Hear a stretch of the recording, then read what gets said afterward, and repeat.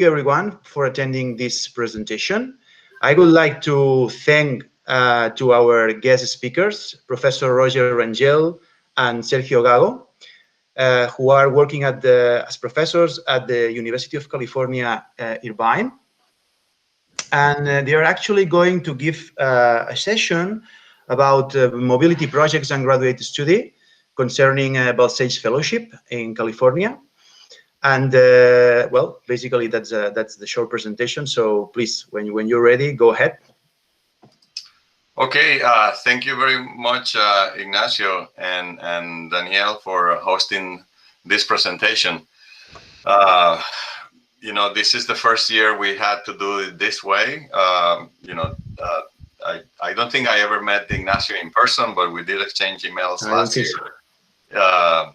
Because I couldn't come in person last year, but there was another group of from here, from the US, that came to Terrassa last year. And of course, I've been going to Terrassa probably for about 25 years since the program started. So I missed the trip, and you know, hopefully next year, if we come out of this issue of the pandemic, you know, we'll be able to come in person again.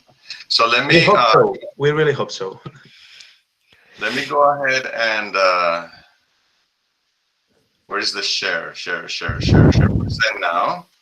Entire screen, and this one. So you should now be seeing the presentation. Is that correct? Yep. Yes, we do. Right.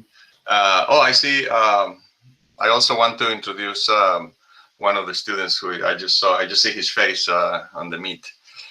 So anyway, the presentation will be given by myself and by Sergio Gago, who is my colleague here in the School of Engineering. And we tried to get at least one student who came from your campus for the presentation. And today we have Mark Galobardas with us. He will have an opportunity to speak at the end. He's here in Irvine, so he can also speak about, you know, his experience with the pandemic and whatever he wants to share. So, all right. So, you know, this is always our first slide because, you know, we think that everybody who is attending the presentation is trying to decide what they're going to do after they finish their degree. And, you know, the typical paths in today's world are either, you know, go into industry and get a job, or, and in fact, that's probably the most common decision for most of the students, both here in the US and in Europe. And, but, you know, there is also the possibility of becoming more specialized in your field of knowledge, and even to become a leader in that particular field. And that's the idea of programs like the Balsells program, that for students who are interested in pursuing additional education or exploring how research and education are done somewhere else, it gives you an opportunity to travel. In this particular case, of course, it is the US, or in our concrete case with the Balsells program in California. So, you know, there is a whole package in terms of acquiring new knowledge, interacting with people from different places. We have a very multifaceted population of students, where we have really students from all over the world. In fact, the majority of our graduate students are foreign students. So, all right, and so how did this start? It was thanks to Pete Balsells, who is a Catalan engineer who came to the US. You'll see a video in a couple of slides where you can actually hear directly from him a little bit about his history, his background. So the program started 25 years ago, and it's undergone a couple of changes during the time. A couple of the most significant changes are that the Catalan government, which participated in the program from the beginning, actually stopped participating 2 years ago. We're still hoping that when the pandemic is over and we can come back and visit, we can, maybe at least start some conversations with them about the participation. But, at this point, they're not part of the program. So Pete was born in Barcelona in 1928. So Pete is 92 years old, and he's lived most of his life in the U.S. So he came when he was 18 in the 40s, pretty much escaping the Franco regime, because some members of his family, had been associated with the Republic, and so it was kind of a difficult time for the family. So he went to Boulder, actually, and got a bachelor's degree in mechanical engineering there in 1952. And then he started his company, and you'll hear about what the company does in a moment, in 1958. So the company is already 62 years old. And he started the company here in Orange County with his wife. And then the company kept growing, and about, I'm going to say maybe 8 years ago, they built a second facility in Colorado. And as part of that growth, they incorporated the 2 campuses in Colorado to the Balsells program. So, well, we started here in Irvine in '96.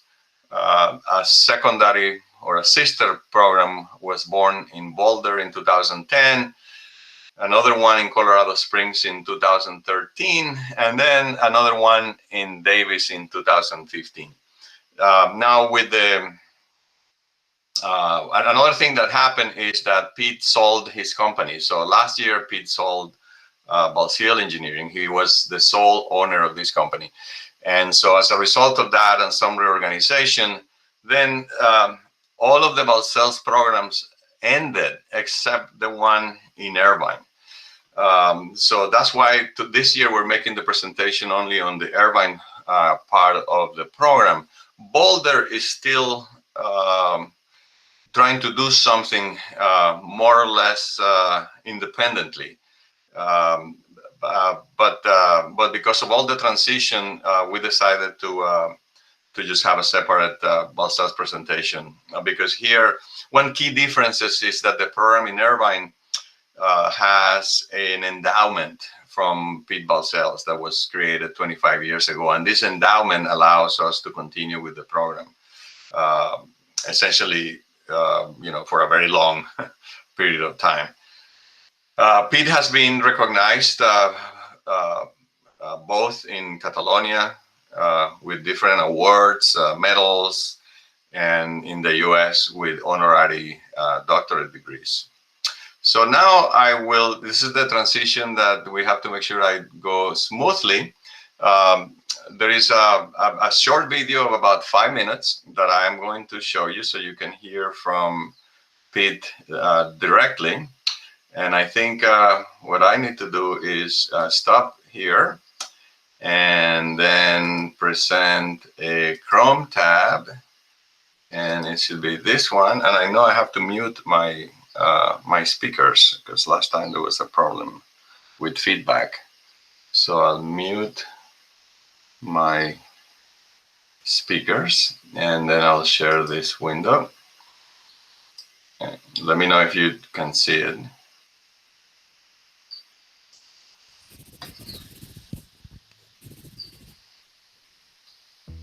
Because I muted my speaker, so I cannot hear. No pot pensar per ell mateix, té que pensar pels altres, i més que res, d'un ve un. Per mi això és molt important. Ja que no vaig poder contribuir a Catalunya, volia contribuir d'una altra forma, i com que tenia l'oportunitat de fer-ho, doncs vaig voler fer-ho d'aquesta manera. Com una persona treballadora, convençuda de les seves possibilitats, humil i, sobretot, lluitadora. Des del primer moment em va semblar una persona molt oberta, molt amb els peus a terra. El que Catalunya necessita més que res és indústries d'alta tecnologia. I aquest país té moltes indústries d'alta tecnologia. Els estudiants podien venir aquí, saber aquesta alta tecnologia i transferir aquesta tecnologia a Catalunya. A les beques Balsells accedeixo primer per informació a través del professor Roger Rangel, que és el coordinador del programa, i fa tota una sèrie de xerrades per fomentar que la gent participi a inscriure's i a demanar les beques Balsells. Tinc alguns flaixos del moment en el que vaig rebre la beca Balsells. Entre ells recordo haver rebut un mail on la primera paraula posava congratulations, i després de tot el procés de proves i papers que havia enviat, aquella paraula va ser en plan, sembla que això sí que... No m'ho creia en un principi, perquè vaig accedir a la web del Departament de Recerca de la Generalitat, qui donava les beques, i vaig veure que hi havia com unes 12, crec que eren 12 sol·licituds, i clar, hi havia 6 places. I realment no crec que tingués encara la consciència del que significaria després per mi la beca Balsells. Suposa una oportunitat de jugar a un nivell alt, de realment jugar amb un equip que té un entorn com és la Universitat de Califòrnia, que et permet estar amb companys, professors i instal·lacions de primer nivell. Començant de zero, com qui diu, coneixent noves cultures, nova gent, noves maneres de treballar. La manera de fer les coses també és molt diferent. És una de les coses que nosaltres podem aportar després aquí, no?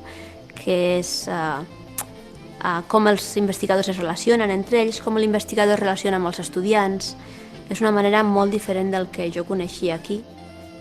Jo concretament vaig estar 2 anys. En el primer any cursant els estudis per preparar el que era la tesi del màster, i al final, el segon any, vaig tenir la sort de poder treballar en una tesi del màster amb l'estudi de les molles Balsells. Són unes molles que com a tal no deixen de ser molles, però amb una particularitat de tenir un angle a l'hora de processar-se que li donen unes propietats mecàniques, una resposta diferent a el que serien les molles clàssiques. Això us ho explicarà molt millor en Pere Balsells que jo. Aquí, si poses una força, aquí això anirà en una direcció i en una altra. Aquesta, quan poses una força, sempre va en la mateixa direcció. Aleshores, el problema va ser fer una màquina perquè es pogués fer això. I jo vaig dissenyar la màquina per fer això. I això és un procés de prefabricació que ho mantenem molt secret. Al final, la molla Balsells és el que ens ha portat a tots els estudiants d'allà. A part de les activitats acadèmiques de la universitat, miràvem de fer coses junts, la comunitat catalana. Jo havia tingut la sort de ser cap de colla a la Universitat de Girona. Vaig animar la gent, ens vam animar tots, i això, demanant faixes a través per Nadal, que ens enviessin de regal, vam començar a animar-nos. No només catalans, sinó teníem un pilar que era brasileny, teníem uns índios que ens feien de laterals, i vam arribar a fer pinya com a grup i assolir castells amb certa humilitat, però ferms. La meva feina aquí ara continua sent una mica la continuació de la línia d'investigació amb la que vaig fer el doctorat. Jo treballo en cinemàtica teòrica, és una feina més aviat teòrica, i el que faig és estudiar els moviments dels robots. I actualment estic en una línia de recerca on ens dediquem a fer dissenys de dispositius, igual que havia fet allà, i ara sí que ja tinc estudiants que, com vaig ser jo en el seu moment, que estan treballant en projectes de recerca. D'alguna forma, la beca segur que m'ha ajudat a estar on estic ara. Gràcies a la beca he pogut fer coses diferents a les que hagués fet, molt probablement, si no l'hagués tingut. Te n'adones que el somni americà existeix i es diu Pere Balsells, vull dir, és un símbol que el somni americà realment funciona i ha funcionat.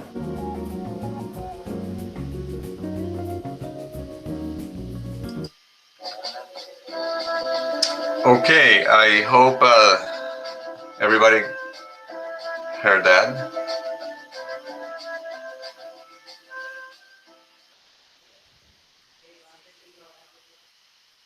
Let me go back to the slides.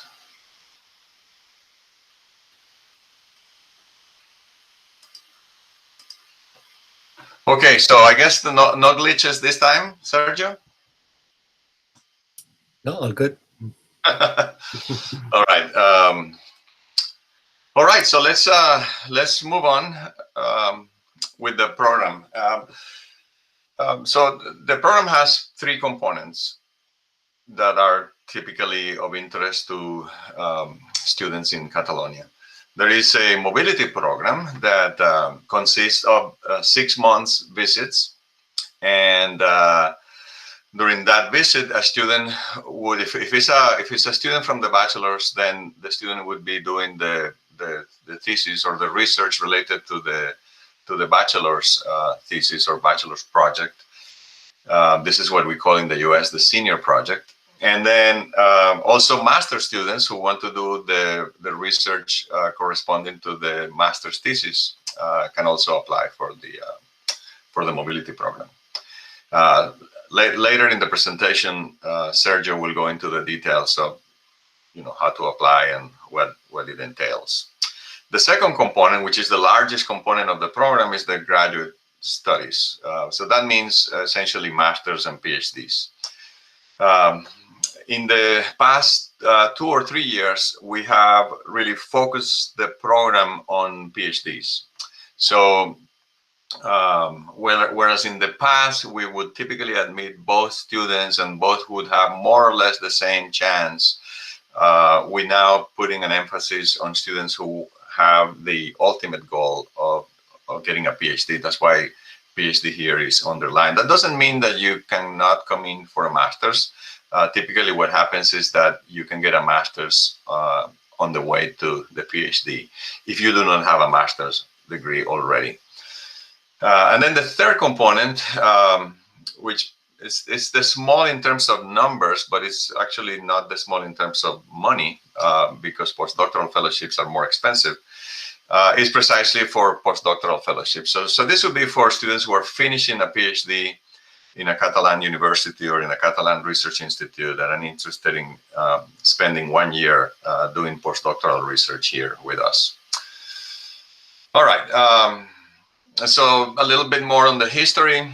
As you have heard a couple of times already, we started 25 years ago. These are the numbers for Irvine. And so we have had 143. This includes the students who arrived this fall. So 143 masters and PhD fellows and 15 postdoctoral fellows. And then even though the mobility program is fairly new compared to the total program, we have already had 80 mobility fellows coming to Irvine. And again, I would say probably about half of these mobility fellows have actually become master's or PhD fellows. So the total number of students is not exactly the sum of these 3 numbers. Is a little bit less because quite a few of the mobility students have come up here. But still, we are probably past 200 students in total who have benefited from the program. And we bring students from all the Catalan universities that have engineering or related fields. Clearly, UPC is the largest, so the majority of the students that come on the Balsells program are from UPC. And many have come from the campus in Terrassa, many students. So tell you a little bit about us. California, which has about, I think, close to 40 million people. So California is kind of the same size as Spain in terms of population.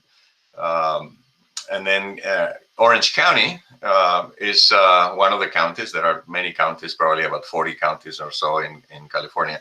Orange County is has a little bit over 3 million people, and it's located about halfway between Los Angeles and San Diego, a little bit closer to Los Angeles than to San Diego, and therefore it's surrounded by many activities, all the way from high-tech companies that are actually located in Orange County or even in Irvine. And of course, all the other activities that make life a little nicer for everybody, like the beach is very close. Many Balsells fellows become very good surfers. And we also have mountains nearby, where if you're interested in, hiking or skiing, it's only about an hour away. And of course, being close to Los Angeles, brings in a lot of entertainment, sports, arts, etc. The University of California is the largest public university system in the US. And it has 10 different campuses, including, one that you probably have heard a lot before is Berkeley, because Berkeley is the original University of California campus, the oldest University of California campus. Whereas Irvine is actually not the newest, but one of the newest. We are only about maybe 45 years old in Irvine, in the campus. I just saw a question there. Of course, we'll talk about things like if you're not an engineering. I think I saw somebody asking, he's from mathematics. We'll talk about that later. So it's a big campus. It's about 36,000 students today. And you can see a picture of pretty much the entire campus here. It's very nice. There is a park in the middle called Aldrich Park, named after our first chancellor. That would be what you would call the rector. And so actually, if you come here, in the middle of this park, there is a bench that was dedicated to the Balsells program. There are a few benches around and people can sit and relax, and many of them are dedicated to different causes. So we have 15 schools and programs. We'll talk today about mostly, of course, engineering, and Sergio's going to talk a little bit about information and computer sciences, and about 3,000 faculty members. And then, as I said, we're ranked pretty high. There are so many rankings nowadays. One we sometimes pay attention to is the U.S. News ranking, but of course there are many others. And if we rank public universities, each campus of the University of California is like a separate university. So we're ranked 7th among the public universities in the U.S. In the sciences, we have 3 Nobel laureates. Sherwood Rowland, the big picture here, is the one who worked on the problem of the chlorofluorocarbons destroying the ozone layer. That's what that Nobel Prize was for. And we have many research centers and institutes throughout the campus. So these are on the campus, and they are affiliated with engineering, with computer sciences, with medicine, for example. So you can see, if you look at the different names, you can see, which research centers might be appealing to you. Obviously, power and energy is important for students in Terrassa. Let's see, transportation is mostly for civil engineers, combustion laboratory, fuel cell research, and so on. So there is a number of these centers affiliated with the different departments. This is a picture of a new building that is almost complete. This is actually a rendering, but the building actually is there now. These are buildings that were still there before. So this new building, called the Interdisciplinary Science and Engineering Building, is just being completed now. It started before the pandemic. Construction continued during the pandemic. And it will contain about 113,000 square feet of space. That's about, I think that's about 10,000 square meters of space available for laboratories, conferences, collaboration centers. So, for those of you who might be coming here next year, this building will be fully occupied, and research will be taking place there. This other picture actually shows the other part where most of the engineering buildings are. And so that picture that I just showed you is to the left of these buildings, or these buildings are engineering and computer sciences. The School of Engineering has about 4,000 undergraduate students and about 1,000 graduate students. So about 20% of our student population is graduate students. We are a research university, so that's why I mentioned earlier that our interest in PhD students, because PhD students are the ones who, do the heavy lifting at the time of conducting research. We have 6 different departments in the School of Engineering: biomedical engineering, chemical and biomolecular engineering, civil and environmental engineering, electrical engineering and computer sciences, material science and engineering, and mechanical and aerospace engineering. And just from experience, from going to Terrassa for so many years, I think most of the students in Terrassa are typically interested in mechanical and aerospace engineering. This more or less has the same list of departments, just with nice pictures, so I'll skip this one. And this is just advertisement, highlighting some of the research activities, for example, in energy and sustainability. A couple of my colleagues here researching human-computer interface.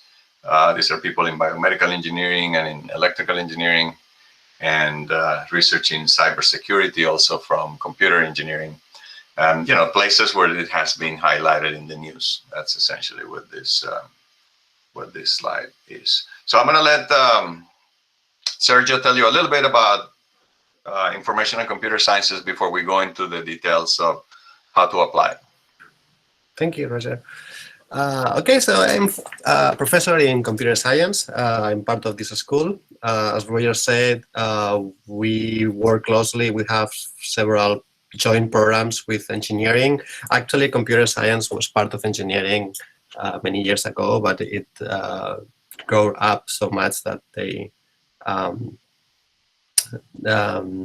decided to do a school joining with the departments of informatics and statistics. So we have 3 departments in the school: computer science, informatics, and statistics. We have over 3,500 undergraduates, 764 graduate students, and 100 faculty members. Sorry, I was just doing the job. In terms of graduate programs, which you may like to take a look at in the official website for more information, we have 8 graduate programs. Let me see. I think I'm going to change this slide at some point, because we have here mixed the professional master programs with the official master's PhD programs. Computer science, software engineering, informatics, network systems, which is shared with engineering, statistics, data science, embedded and cyber physical systems is also joined with engineering, and human-computer interaction and design. As a highlights for the school, the computer science is the second undergraduate major that is largest on campus. So very attractive computer science in the area, statewide and nationwide as well, and internationally. It has been ranked several departments and programs in the school has been ranked by several rankings as one of the top ones. For example, the computer science graduate program is one of the top 15 programs in public universities. The game design program is also very popular at UCI and in computer science. I should mention that many of the big game developing companies like Blizzard and Hercules were in our backyard almost. So they are in the area, and there is strong collaborations with those companies in terms of programs for game design. So that's one of the reasons why it's a popular and strong program. Also, statistics received 2 of the 13 NSF graduate research fellowships that are awarded to statistics students at nationwide level last year. And next slide. In terms of research areas, well, remember this is the School of Information and Computer Science, so there is some overlap with engineering, but mostly is about data science and computer science related fields. We can see medical informatics and health informatics as well as one of very important research area that we collaborate, or there is a lot of collaboration between the school and the School of Medicine. There is a new program probably like 3 or 4 years ago in human-computer interaction that has been also ranked very highly, and because there are a number of faculty that are doing a very good job on that area. No need to say about artificial intelligence and machine learning, also a very popular research area, and it is attracting a lot of funding here in the school because we have several faculty that are working on that area. Recently, 2 more faculties have been hired that also are top research on that area. So a lot of opportunities as well if you are interested in that. As you can see, many of these fields are really applied. So when we talk about artificial intelligence and machine learning, yeah, there is some basic research on how to improve those algorithms, but it is also a lot of research in the application, right, where we can apply that research. And that research is currently applied to medicine a lot, but it is also applied to robotics and IoT systems. So there is a huge overlap with electrical engineering or mechanical engineering as well. Next slide, please. Okay, now that was about the school and the departments and the research programs. So now we are going to talk a bit about the specific programs that the Balsells Fellowship is offering. We have 3 programs: the mobility program, the graduate program, and the postdoctoral program. The mobility program is intended or offered to students who are conducting the last year of the program, whether it's an undergraduate program or a master program. And the idea is that they will stay here 6 months to conduct their final project, or master thesis. So during that stay, the students will have the opportunity to work with one professor who will help them with this project, and will also have access to the facilities and resources that UCI and that specific professor may offer to the student to conduct the research or to complete the project. If you want to know more information about this, there is a link in the slide about the Balsells Mobility Program. This program does not provide funding to subside all the expenses that you may have here during 6 months. So it provides partial funding that is about $7,000. The cost of life at Irvine in California in general is slightly higher than in Catalonia, depending on the area. I will say quite a bit higher than Terrassa, and it's mainly because of housing. So you need to count that you will need some savings to complement that part to actually cover all the expenses that you may have here. The program offers 5 positions of Balsells Mobility during the year, or each year. We prefer students coming in the spring because it works better for the timeline that I will show later. But basically, the intention of the preference that we have for this program is to allow or to offer an experience for students who will apply for the graduate program. So they can come here before the graduate program starts and have the experience with the faculty and the area, so they start the graduate program stronger and more familiar with the environment and the research that they may want to pursue during the program. If students who are interested in this program, they should have a strongly interest in applying for the graduate program, because that's what the intention of this is a smaller fellowship. It should have a strong academic record.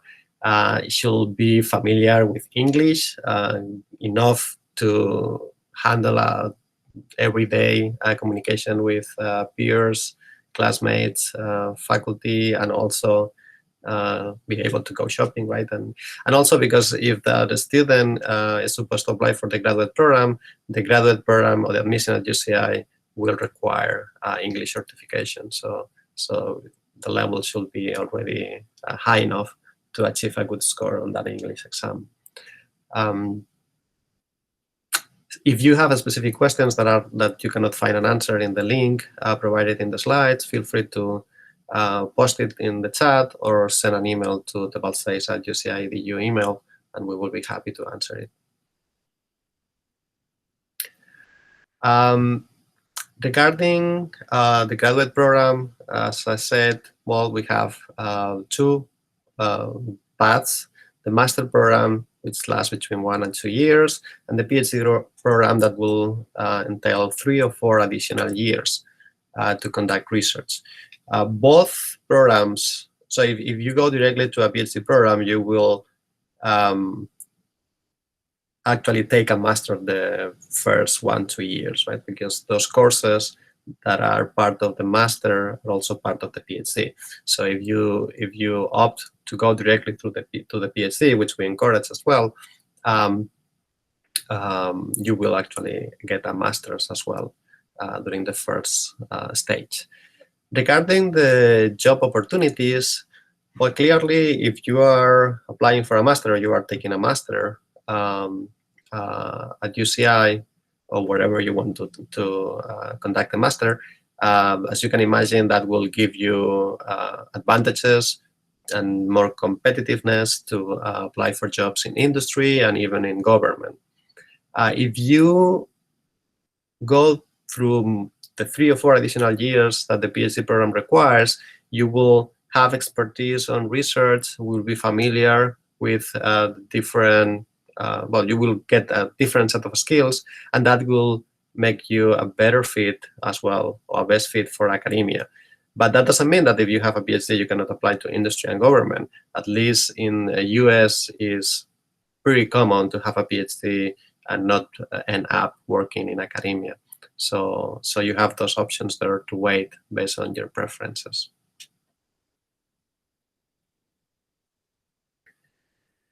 Regarding the graduate program, it supports a monthly stipend of $2,300 per month, as I said.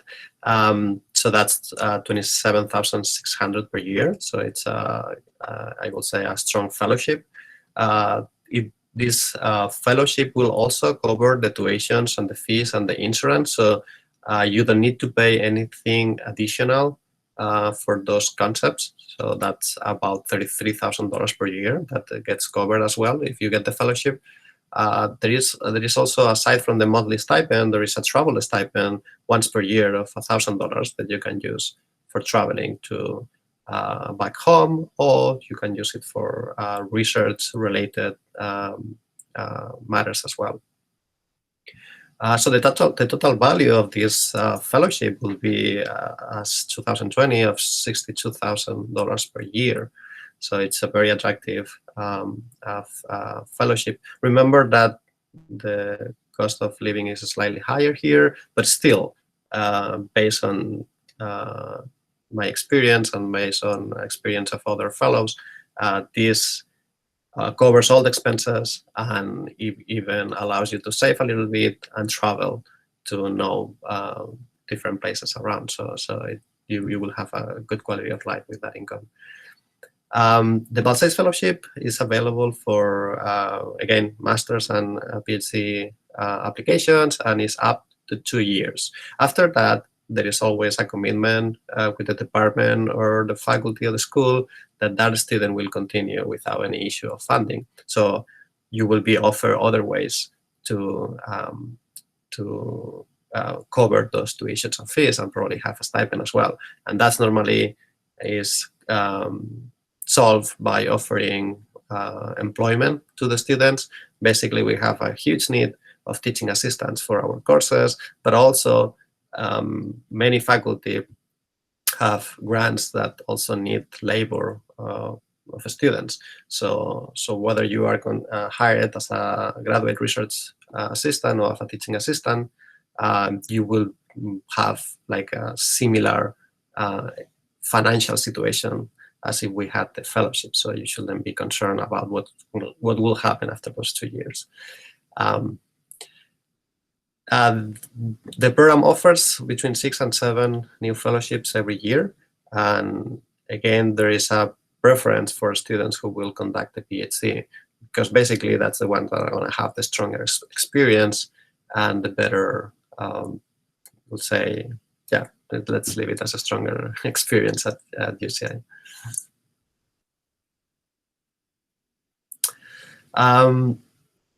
Then we have the Postdoctoral Fellowship. The Postdoctoral Fellowship offers a monthly stipend of $4,150 per month. As you can see, it's higher than the graduate program. And this is basically because a Postdoctoral Fellowship is actually a research scholar who is working full-time. So this is actually a job, right? There is some training involved, but it's not like a master's student or PhD that will take like several courses during the program and will act more as a student than as an employee. So this is a fully employee. It's actually paid as an employee at UCI.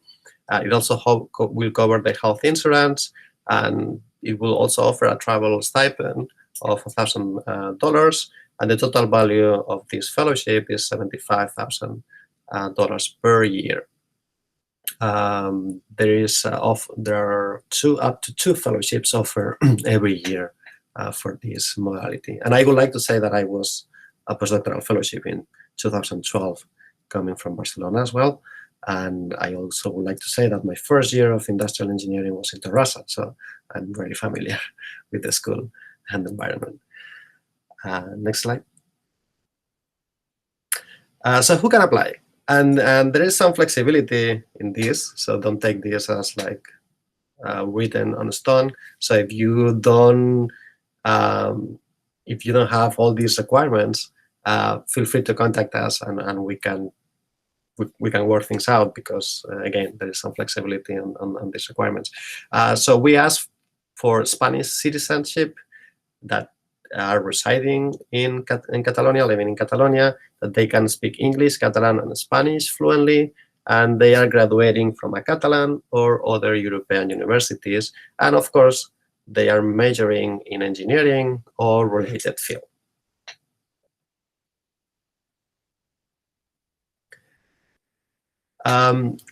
In order to apply for a fellowship, for the Balsells Fellowship, there is a requirement, a strong requirement, that is that you need to be admitted to UCI first. So if you are applying for a graduate program, this will only apply to graduate programs, because postdocs and mobility, they have another path to come to UCI as exchange students or research. But for graduate programs, we cannot jump the requirements of the university. So the UCI will have some requirements that need to be the same for everyone, even for students who come with a fellowship. So the first step for any applicant is get accepted to UCI in order to be able to enjoy the fellowship. So for the application at UCI, any graduate program, you need to submit your transcripts, original and a translation in English. You need to submit your GRE scores. Some programs, I would say most programs, are waiving this requirement now because of the pandemic, in order to be flexible with challenges that students may be facing. However, I will say that if you have the opportunity and the means to take the GRE and take a good score, just submit them anyways, even if the program that you are applying are waiving those requirements. Because that is waived, that the requirement is waived doesn't mean that it's not useful, right? And it will help, actually, if you have a GRE score, like a competitive GRE scores. Of course, they will also ask for English testing scores. You can take any of the TOEFL or the IELTS. Cambridge, the exams don't work, so if you have the first or the advanced, that will then help with the requirements, so you need to take one of those two. You also need to submit 3 letters of recommendation, and assuming that you are applying for the PhD, but for the master is also important because we ask you to do a master thesis during the master. Those letters should talk about how good you are working independently, learning by yourself, in your critical thinking, performing independent research, etc.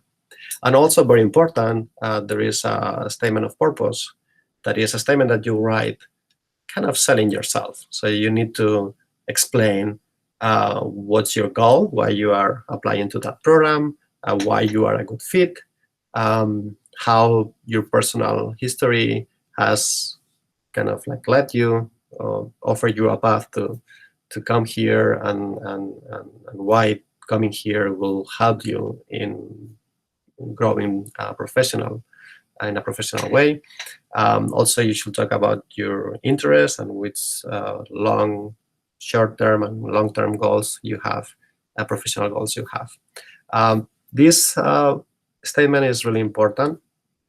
Also, the letters of recommendation, but the statement we can take a look. So I think Roger mentioned the last time that if you want to send us your statement for feedback, we will be happy to take a look and give you some tips if we think you can improve it.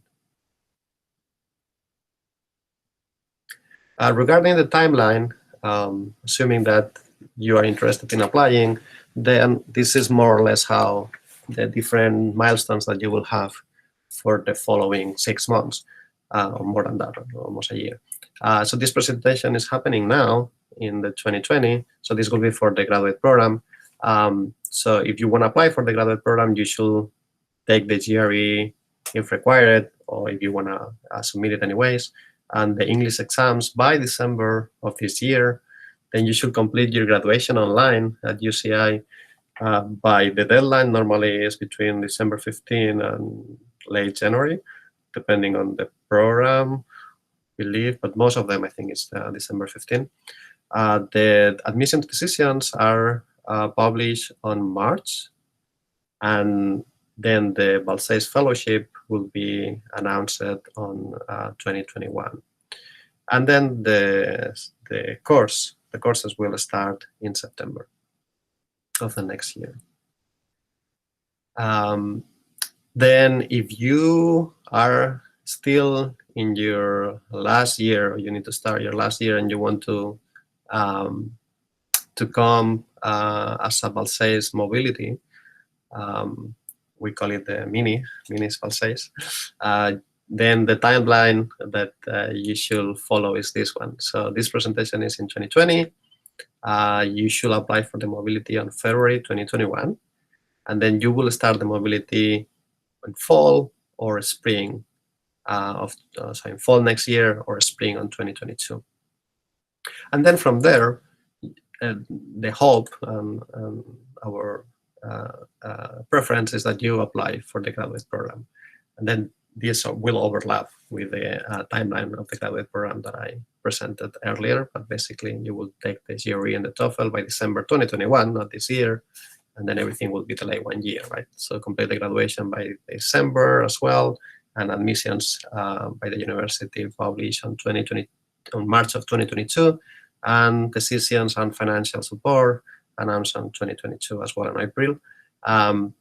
So this will be regarding the Balsells Fellowship, and then the fall term, you will be coming for the fall of September 2022. If you want to find more information about these official exams that are required by the university, you have here the official websites, the GRE, the TOEFL, and the IELTS. And then more information about applying to UC Irvine for grad school is in this link. There is also in the schools of engineering and the schools of information and computer science, there are also links for specific graduate programs with some specific requirements and more information about what the characteristics of those graduate programs. So I also encourage you to look at them. If you are thinking about the postdoctoral fellowship or the Balsells mobility, it will also help that you start looking for faculty that may be a good fit for the project that you want to do. Thank you. I think that was the last slide. If you have questions, we will be happy to answer them. And now Mark is gonna share his experience at UCI. So before you say, before you speak, Mark, I heard a few things that I think it'd be nice if you're willing to talk about. A good thing is that Mark has been through the entire, well, not yet, because he hasn't finished. He's starting his master's, but in theory, he'll go through all the phases of the program, at least the graduate part, because he did mobility with us. He started the mobility program in February of this year. And of course, you know, had to go, like anybody who was here at the time, through the issues with the pandemic. He went back, right? You went back home? Yeah, I went back home in August. Summer, yeah, and then came back now on a probably very empty flight back to California in September. So anyway, and maybe you can talk, you know, Sergio mentioned the money, you know, whether the money, well, you know, how much extra money you needed for mobility, I think. And so I'll let you, this is not prepared, so I just invited him to come, but. I haven't really prepared that, but I'll try to share my experience. 1 year ago, I was like all of you, and I was thinking about whether to apply or not, and maybe what I say can help you with your doubts. So I came here in February, as a mobility student, and in 3 weeks, all the pandemic started, and things changed a lot. But my experience here in the United States has been very rewarding. I've seen that all people, the community here in the university, all the Balsells students, the faculty is willing to help you in everything you can. You arrive to a new place, you don't have nothing, and sometimes being are a little hard, but I mean, I felt like I had a lot of people that could help me with everything. And then one of my doubts were the PhD seems something big, but then even if you are not sure of what you want to do, what you are good at, what your interests are, what I can say is that there are a lot of different lines of research, and all the faculty is really interested in you to finding what you really want to do and what you are good at. So maybe if you try something and you don't like it, you are allowed to change and to look for another line of research, and for sure professors will help you with that. So I think that this is something very important, that even if you are not sure of what you do, as long as you're motivated and you want to do research and do your master's, I really encourage you to apply for it. It's a great experience. And then after that, California has a lot of amazing things to offer. Surfing, it's incredible. You can't believe all the spots that you can find here. The waves are pumping every single day. It's not like in Barcelona or in the coastal where that maybe have like 3 days a month of waves. Here, like every day there are waves. You can also visit a lot of mountains. There are deserts. I couldn't really visit some cities because pandemic started and everything was closed. But I'm sure that for those of you that like city tourism, you will enjoy LA and a lot of nearby San Francisco, San Diego. There's a lot of things to see. And then regarding the money, when I was a mobility student, I had to put some money that I had saved, but I don't think it was that much. It was maybe $3,000 or something like this, because what's expensive here, I believe, is the housing, and then also your daily needs, the food and all that. It's more expensive than in Spain, but not that way expensive as the housing. So if you are not one of those that are always eating out or going to restaurants and all that, it's not that expensive, and you can live with that. And now with the money you get from being a graduate student, it's more than enough to cover all your needs and even to travel and to do lots of things. So I think it's a great experience in all senses, both academic, like in personal. The people you meet here, there is a big community of Balsells students, and we all know each other. Pandemic has made that a little bit more difficult because now you cannot hang out or meet with a lot of people together, and we have to do like social distancing and all that. But even though uh, you can, I mean, it's very easy to make friends. People here are very open-minded, and they will invite you very soon to do whatever with them. So you don't have to be afraid of that. And well, I think that's all. If you have any questions that I may be able to answer you, I will be very happy to do so. And if not, I'll share here my email just in case you want to do it that private in public. So feel free to ask questions if you want. Okay, so Roger, Sergio, and Mark, thank you very much for the presentation and for giving all the details. So I think now it's time open for some questions. If you want to ask specific details to our speakers. So I think somebody has posted some questions. Maybe if you want, you can start by answering these questions. Yeah, so there is one from Idril. Am I pronouncing that correctly? Idril or Idril? Anyway, he says he is from math. Is that in the campus Sud? Just out of curiosity. Anyway, okay. So we actually have had Balsells fellows who came from mathematics in campus Sud. It was many years ago, and one of them was a student in mechanical and aerospace engineering, and the other one was a student in electrical and electrical engineering. So yes, there was one slide that actually says that you should have a degree in engineering or related field. And that related field means precisely that you could have a degree in mathematics, sometimes physics, sometimes chemistry.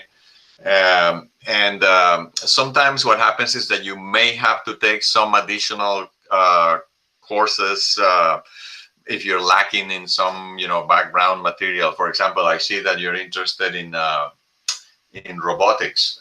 We do have a very strong robotics program with several faculty members involved across different schools and departments.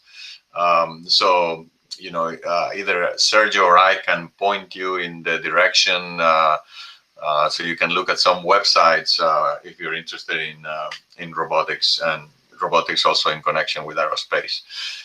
So we'll be happy if you reach out to us by email. We'll be more than happy to help you with that. What else? Your GPA is not stellar.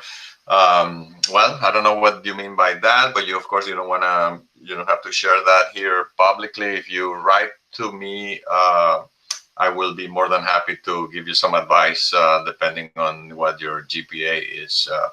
One thing is that, sometimes students try to convert the GPA from the scale of 10 to the scale of 4, and that probably requires a specialized degree to do that, because the conversion is not trivial at all.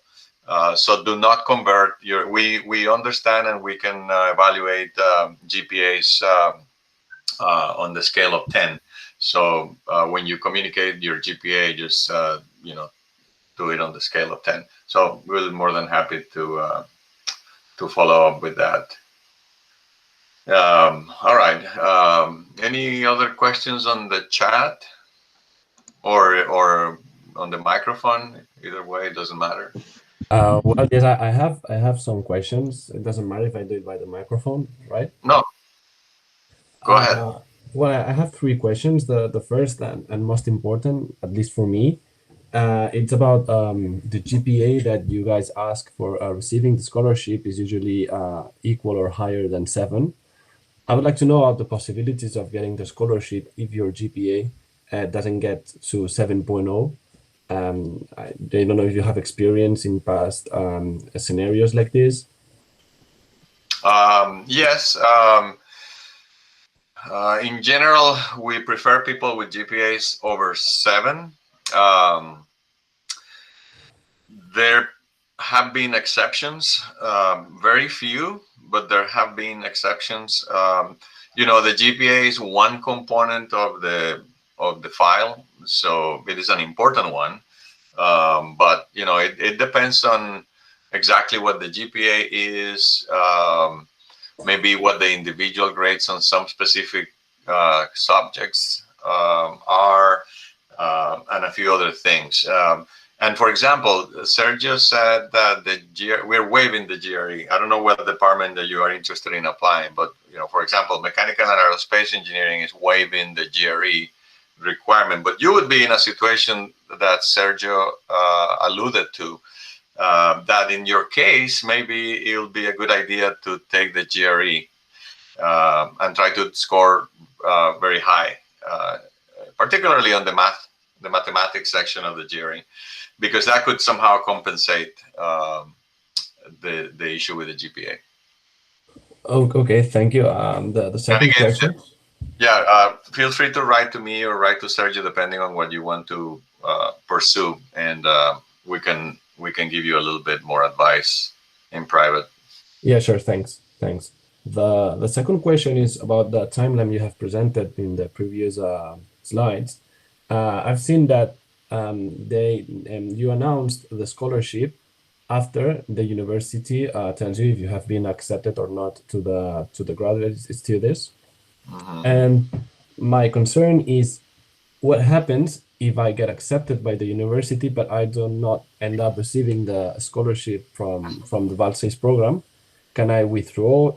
As you can understand, the expenses of studying in the United States are very high. So I would like to know if I can withdraw my application or not. Yeah, this is a very common question. It's you know, some students have asked me if they're obligated to pay, and the answer is, of course, no. You are admitted, and you don't get financial support. There are a couple of things you can do. One is you completely withdraw. You say, okay, thank you, but I can't attend without any support. Or you could actually ask for a deferral to the following year. So, you know, if you say you're admitted for September 2021, but you don't get any financial support, you could actually defer your admission to September of 2022 in the hopes that during that year things can change. Maybe there'll be some other forms of support, or you can apply for the Balsells Fellowship again. So there is no commitment on the part of any applicant to attend if they are admitted and they are not offered support. And the Balsells support obviously is the most important one for you as students from Catalonia, but we have many other forms of support. So you know, support may come from a different source for some students. So another question that you asked, that one that I always get that many times is, and let me go to the timeline again. It is, you know, for example, if we look at this timeline, we're here in October.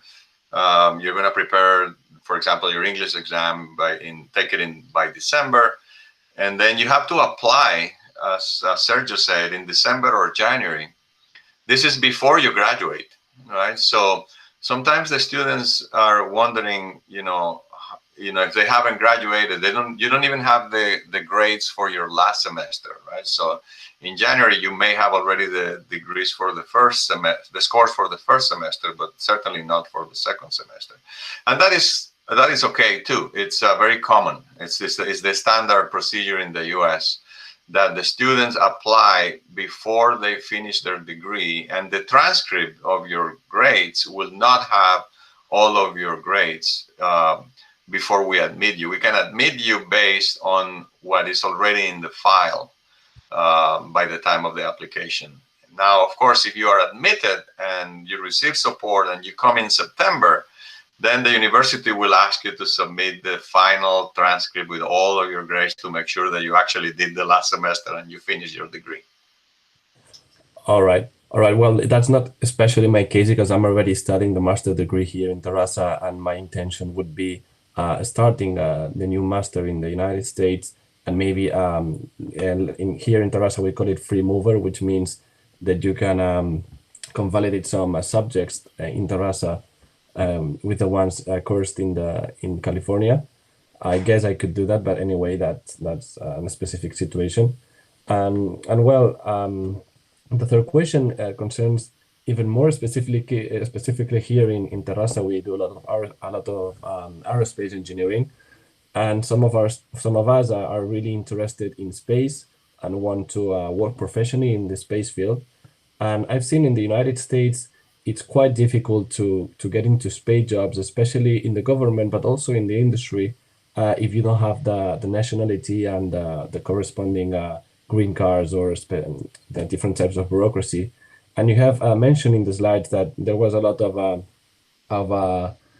opportunities after the studies at UCI with the Balsells Fellowship. But I don't know if that applies also to space industry, as it is a very sensitive field here in the States. Yes, that is very much correct. Most certainly, any aerospace position, for example, if it's NASA or any other government-connected agency, will require either U.S. citizenship or permanent residency. And the same is true for many of the aerospace companies. For example, SpaceX, which is a company that we have a very strong connection with. They do require U.S. citizenship and or residency, depending on what depending on what the job will be. But there are exceptions. In fact, Mark's advisor, Mark Alobarda's advisor, is one of my colleagues, and he actually has very strong connections with JPL, the Jet Propulsion Lab in Pasadena, which is about an hour from Irvine. And there are ways. There are ways to do internships, for example, in some of these companies. So it's kind of on a case-by-case basis, and having some connections sometimes helps. But it is true. I don't want to mislead you. It is true that to secure a job in the aerospace industry or government labs in the U.S. Most of the time will require U.S. citizenship. All right. But it's not impossible. All right. Thank you. Thank you very much for your answers. Okay, any other question? More questions? Yes. Good morning, Roger. For you, morning. I have a question. Well, to you. Thank you. I have seen that for the mobility timeline, you don't have, it's not compulsory to take the TOEFL exam and the GRE exam. It's true, or? That's correct. Okay. Are you in the fourth year or in the third year? No, I'm actually in the master degree. I'm in the master, yes. Yeah, that's correct. We don't require, even though the website actually encourages you to take one of the English exams, it is not required for the mobility. If you have a score, and even if you have a Cambridge score, you can submit it. What we do is we actually conduct an interview. So once your application is pre-approved for the mobility program, then and an advisor has been identified, then the advisor will actually give you an interview by remotely, Google Meet, Skype, Zoom. And so that interview will be what determines your English proficiency. Okay. And you don't need the GRE for the mobility. Okay. And then if I want to extend to a graduate, I will take these two exams.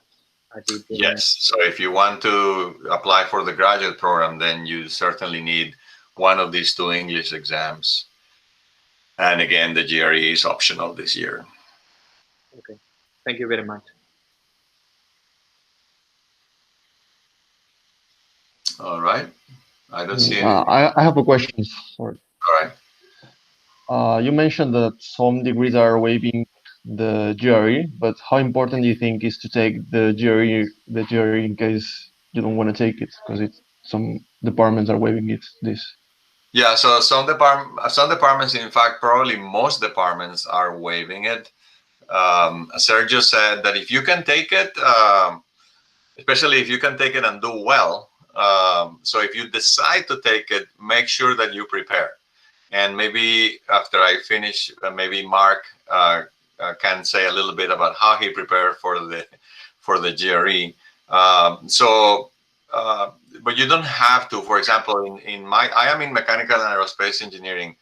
We're not going to require it. We're going to look at everything else in the application. You know, there is your GPA, there are letters of recommendation, there is what you write for your essay, for your statement of purpose. All those then become even more important in the absence of a GRE score.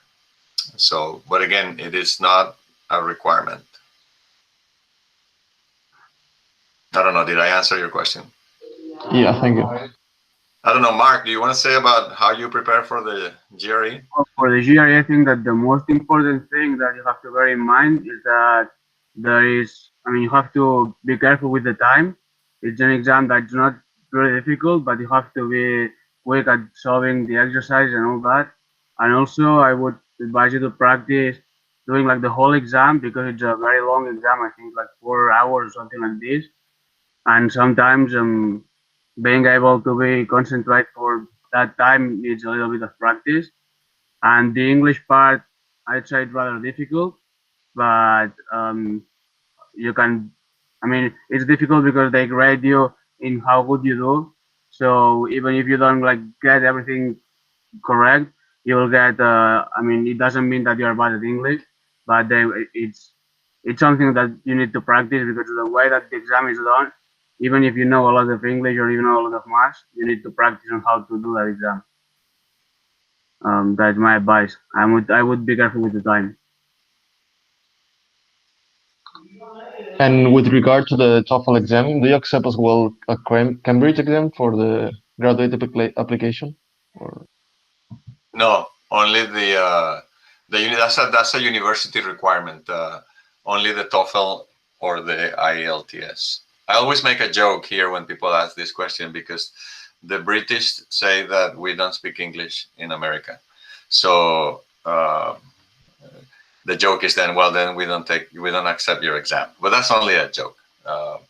It's just a university requirement that the TOEFL or the IELTS.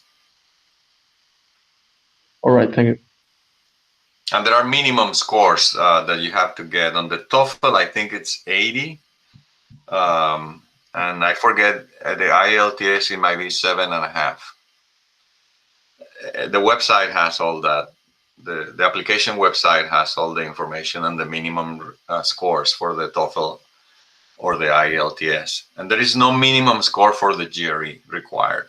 So it's not like there is a passing score. I have a question about the TOEFL and the IELTS that you have just mentioned. Is there any significant difference about these two exams? They include more or less the same kind of content. Which one? I don't really know, obviously, because I have not taken. I actually took the TOEFL many years ago. I don't know about the difference, and I know very little about the IELTS. I'm sure if you Google comparison of TOEFL and IELTS, you will get the answer to your questions. All right. Yeah.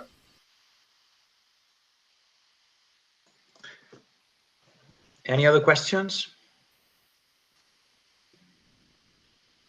No? So in that case, I would like to thank again to our speakers for the nice presentation and for providing this useful information. And thanks also to all the students who have attended the presentation. I think it could be a very good opportunity in the future for you. So think about it. And thank you to everyone. So thank you very much, Ignacio, for hosting this meeting. And we hope to hear from some of you. That's for sure. Okay. Thank you very much. Take care. Bye-bye. Bye-bye.